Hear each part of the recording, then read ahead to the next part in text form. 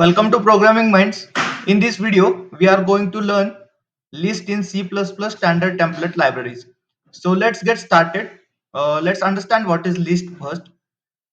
List is a type of sequence containers which allows non-continuous memory allocation. When we talk about list, it's like a doubly linked list.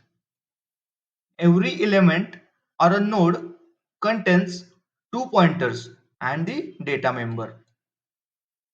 First pointer stores the address of previous element and second pointer stores the address of next element. So this is the example of list in standard template libraries. So we have a list with elements like 10, 20 and 30. So this, as per this representation, we have two pointers in the list, and first pointer of first element is a null because there are no previous element, and next pointer of first element is storing the address of 20. So previous pointer of 20 storing the address of 10, and this is goes on.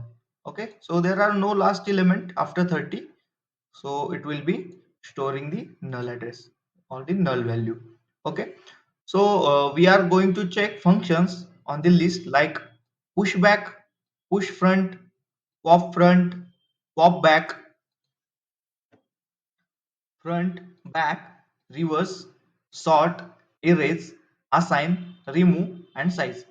So let's get started with the implementation. Let's include libraries, hash include, iostream.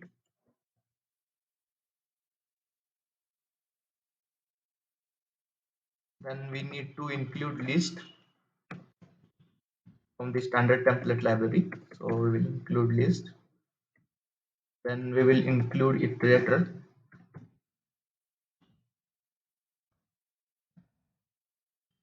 Okay.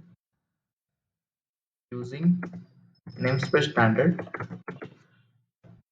Let's write main function int main and return 0. Now let's define list. So this is the method define list. So it will store integer data, and let's define it as a list 1. We will define two lists and list 2.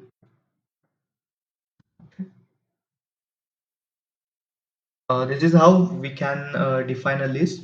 So let's add new elements in the list by using pushback and push front method. So we will use for loop int I, and we will start traversing from 0, and we will traverse till 10th element, so I plus plus, and we are going to assign new element into list. So for list 1, let's use push front method. Push front, and we will assign value. Let's assign it I plus 5. And for list 2, let's use pushback method, and let's assign values as I plus 3. So we have written one for loop, and we will be traversing from 0th position to the 9th position. So it will contain every list 1 and list 2 will contain each 10 elements. Okay, so this is how we will generate the list. Now let's write one function to print the list elements. Okay, so print list, and we are going to pass list here. So let's take it as a list,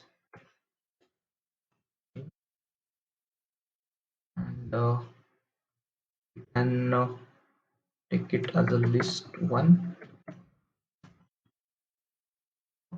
So here we need to define one iterator to traverse through the list.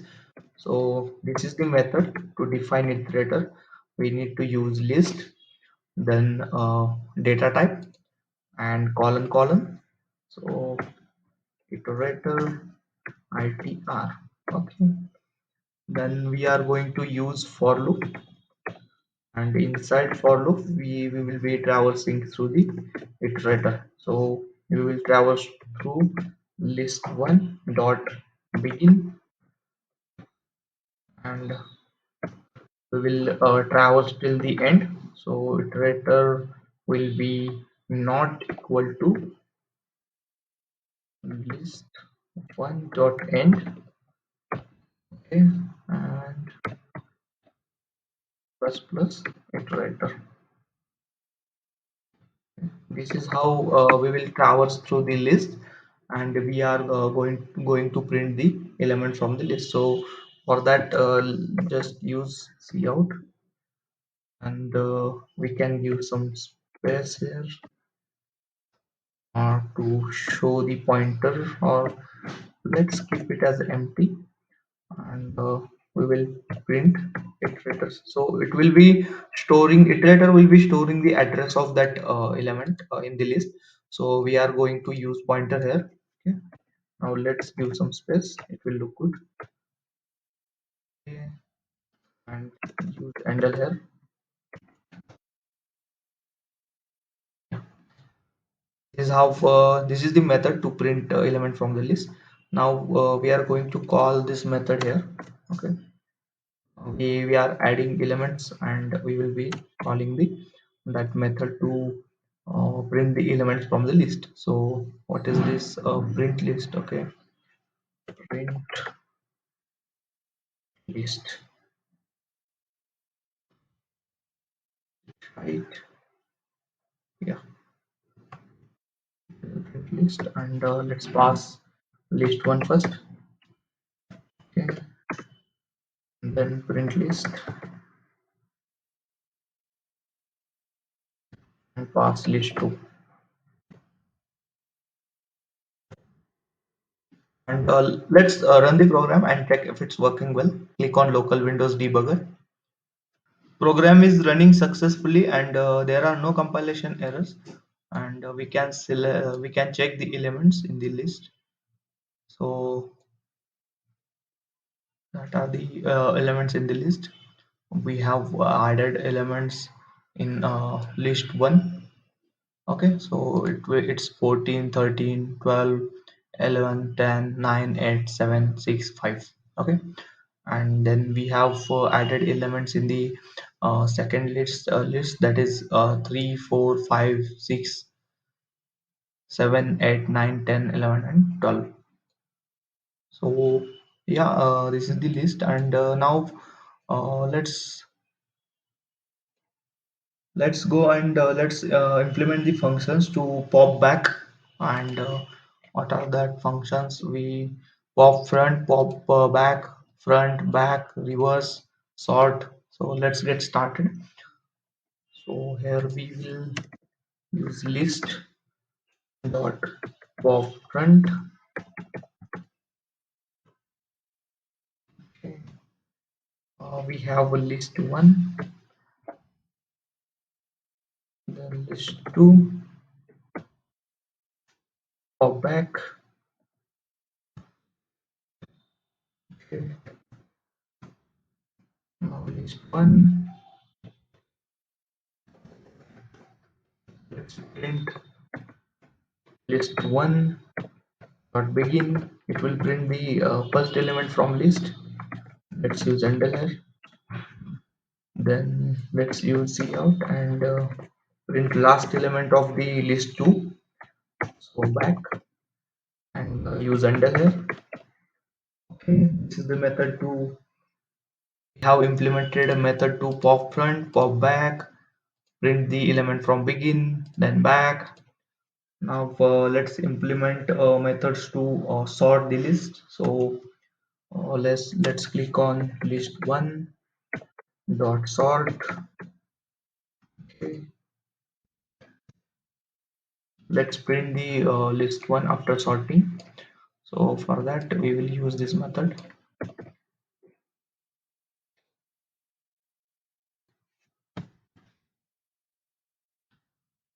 Then for list two, let's use reverse function. list2 dot reverse. Okay, and let's use print list function to check if it's reversed.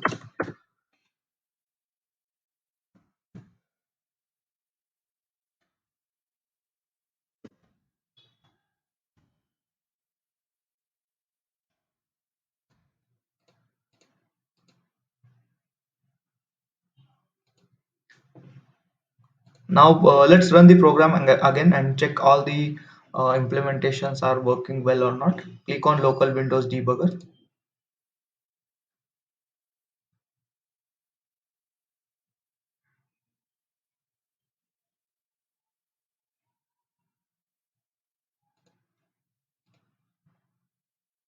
This is the unknown error we are getting here. What is this? Matches there's no operator.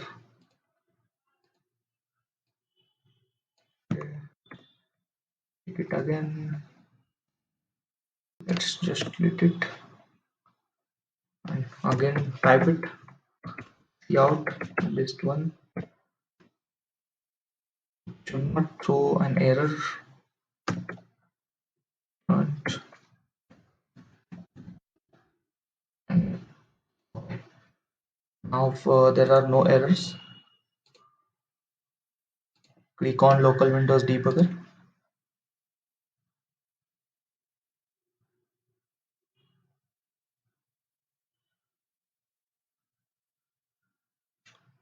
Program is running successfully. Okay, so we had elements in list 1 14 13. This is the list 1, this is the list 2.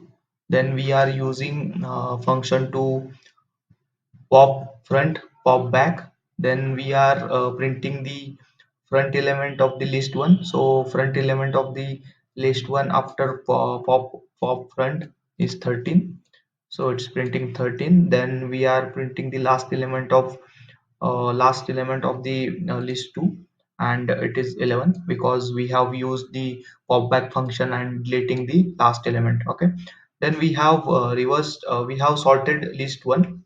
So this is the sorted list 1. This is how it looks like first, then we have sorted it, and then we are reversing the list 2, and this is the reversed list 2. Okay, so this is how list can be implemented in the C++ standard template libraries. I suggest you to implement it by yourself, and if you like this video, subscribe to the Programming Minds YouTube channel. Thank you.